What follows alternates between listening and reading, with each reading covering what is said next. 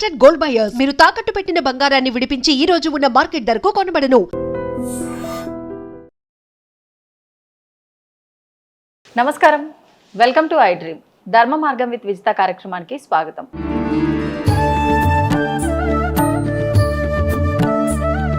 ప్రస్తుతం మనతో పాటు ఉన్నారు ప్రముఖ ఆధ్యాత్మికవేత్త, ప్రవచనకర్త, ప్రజ్ఞారత్న డాక్టర్ అమరవాది శేషయ్య గారు. ఇప్పుడు వారితో మాట్లాడి మరిన్ని విషయాలు తెలుసుకుందాం. మనకున్న సందేహాలన్నింటినీ కూడా నివృత్తి చేసుకునే ప్రయత్నం చేద్దాం. నమస్కారం అండి. చాలా సంతోషం, ఆశీర్వాదం బంగారు. చెప్పున్నా. ధన్యవాదాలు. ఇప్పుడు గురువుల విషయానికి వస్తే ఖచ్చితంగా ప్రతి ఒక్కరి లైఫ్లో కూడా ఒక మంచి గురువు అనేవారు ఉంటే వాళ్ళ జీవితం చాలా చక్కగా ఉంటుంది అనడానికి ఎంతో మంది విషయాల్లో మనం నిదర్శనంగా చూస్తూ వస్తూ ఉన్నాం. ఇప్పుడున్న పెద్దవాళ్ళ విషయంలో మనకు మంచి మాటలు చెప్తున్న నలుగురు గురించి మనం వాళ్ళ జీవిత చరిత్రల గురించి తెలుసుకుంటే ఖచ్చితంగా వాళ్ళ జీవితంలో ఒక గురువు ఉన్నారు. ఆ గురువు చెప్పిందే వేదంగా వాళ్ళు ఆచరించారు కాబట్టే అంత చక్కగా వాళ్ళ జీవితం ఉంది, ఒకరికి చెప్పే స్థాయిలో వారు ఉన్నారనేది మన కళ్ళ కట్టినట్టుగా కనిపిస్తుంది. మరి ఈ గురువుల విషయంలో కూడా గురు పరంపర ఉంటుంది. ఈ మధ్య కాలంలో చాలా మంది గురువుల విషయంలో కొంచెం తక్కువ చేసి మాట్లాడడమే కావచ్చు, కొన్ని విమర్శలే కావచ్చు, అవన్నీ చూస్తూ ఉన్నాం. సాయిబాబా గురువు కాదని కూడా చాలా మంది గొడవ చేయటము ఇవన్నీ చూస్తున్నాం. కొంతమంది నిజంగా ఆయన గురువే అంటారు. ఇవన్నీ కూడా చాలా చర్చలు జరుగుతున్నాయి. అసలు ఏంటి గురువులు నిజంగా ఉండాలా? మరి నిజమైన గురువులు ఎవరు? ఈ గురు పరంపర ఏంటి? ఈ సాయిబాబాకు సంబంధించిన విషయాలు మీకు తెలిసినవి ఏమైనా ఉంటే కూడా తెలియజేయండి. తప్పకుండా అమ్మలు, మీరు అడిగిన ప్రశ్నలోనే చాలా గొప్ప విశేషం ఉంది నాన్న. గురు అనే పదానికే చాలా గొప్ప అర్థం ఉంది నాన్న. గురు బ్రహ్మ, గురు విష్ణు, గురుదేవో మహేశ్వర, గురు సాక్షాత్ పరబ్రహ్మ తస్మై శ్రీ గురవే నమః అన్నారు. అంటే గురువు అనేటువంటి వాడు పరబ్రహ్మతో సమానం. అటువంటి గురు అనే పదంలోనే ఒక వ్యుత్పత్తి ఉంది. గకారం అనేటువంటి అజ్ఞానం అనే చీకటిని తొలగగొట్టి రకారం అనే జ్యోతిని చూపేవాడే గురువు. అంటే ఒకడు 10 మైళ్ళు నడవాలంటే దారిలో వెళ్ళేటప్పుడు 5వ మైలు రాయి దగ్గరికి వెళ్ళినప్పుడు మిగతా పోవడానికి దారి త్వరగనప్పుడు నాన్న ఇదే దారిలో 10వ మైలు వస్తుంది అని చూపేటువంటి వాడు. అంటే మనకున్నటువంటి ఐహిక ప్రపంచమైనటువంటి మాయా ప్రపంచములో మనం జీవిస్తున్నాం కాబట్టి ఈ అజ్ఞానం అనేటువంటి అంధకారం నుంచి మనం బయటపడాలంటే మనకు ఒక మార్గ నిర్దేశకుడు కావాలి. ఇటు ప్రాపంచిక విద్యలైనా అటు ఆధ్యాత్మిక విద్యలైనా మనకు ఒక గురువు అనేటువంటి వాడు ఒక మార్గదర్శి. మరొక విషయం చెప్పాలంటే మనకు జన్మనిచ్చిన తల్లిదండ్రులే మొదటి గురువు. అమ్మ మనకు మొదటి గురువు. జననీ జన్మభూమిశ్చ స్వర్గాదపి గరీయసి. జనని అంటే తల్లి, జన్మభూమి అంటే పుట్టిన భూమి. ఈ రెండూ కూడా స్వర్గం కంటే గొప్పవు. 9 మాసాలు మోసిన తల్లి తను తినేటువంటి ఆహారములో ప్రతి రసములోనూ ఆ లోపల ఉన్నటువంటి బిడ్డకి ఒక పాజిటివ్ ఎనర్జీ ఇస్తుంది. దీనికి మన మహాభారత ఇతివృత్తంలో గాథలు, అభిమన్యుని గాథ కూడా మనం తీసుకోవచ్చు.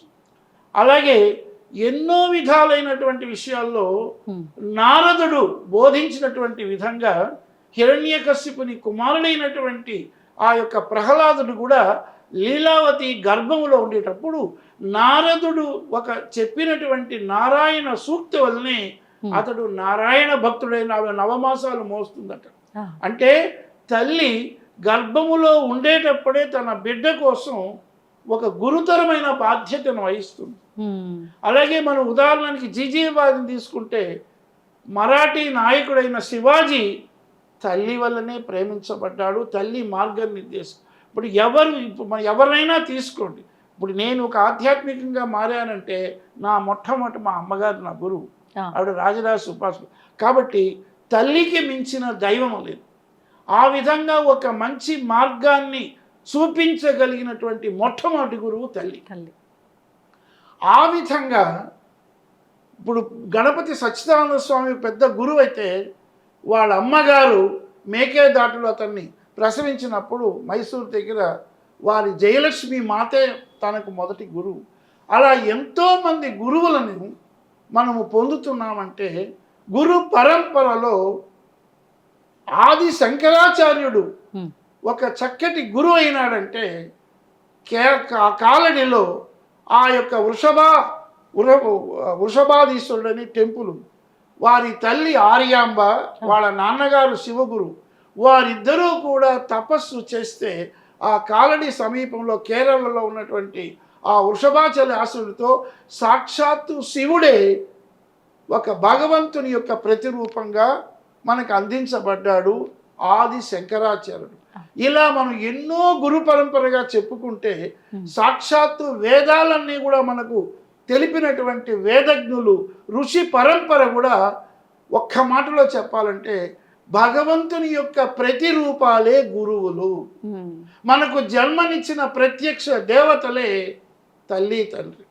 అలాగే మనకు ప్రాపంచిక విద్యలైనా ఆధ్యాత్మిక విద్యలైనా తెలుసుకోవడానికి ఒక గురు పరంపరగా నాడు మన రామాయణ కాలములో వశిష్ఠుడు మొట్టమొదట గురువు. ఆ యొక్క వశిష్ఠుడే రామ లక్ష్మణుల పేర్లు పెట్టినవాడు.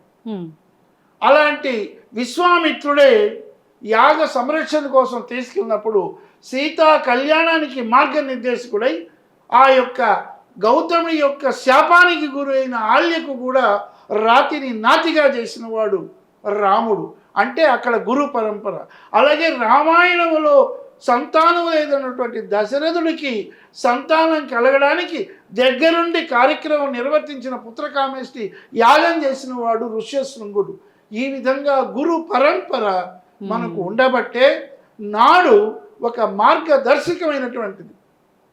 అంతెందుకు, ఒక పిల్లవాడికి నాడు ఉపనయనం చేస్తే కానీ తండ్రి గురువు ద్వారా ఆ గాయత్రి మంత్రాన్ని ఉపదేశించిన, ఆ గాయత్రి మంత్రాన్ని సృష్టించిన వాడే ఆ యొక్క విశ్వామిత్రుడు. సూర్యకులుడైనటువంటి రాముడు సూర్య కులము కలిగినటువంటి సూర్యుడు కులదైవం.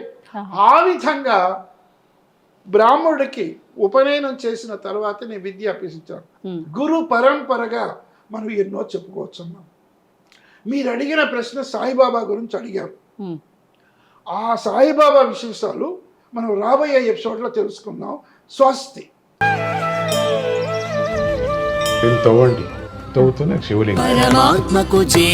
సరే, దాన్ని అట్లా కప్పేసేయండి, చూపించదండి. Krishna is there. మూర్తి పూజ కాదు, సాక్షాత్ బ్రజేంద్ర నందన భగవాన్ ఉన్నారు మూర్తిలో. ఏమీ ఆశించకుండా ఆరాధించే వాళ్ళు కూడా ఉన్నారా ప్రభుజీ? నిజం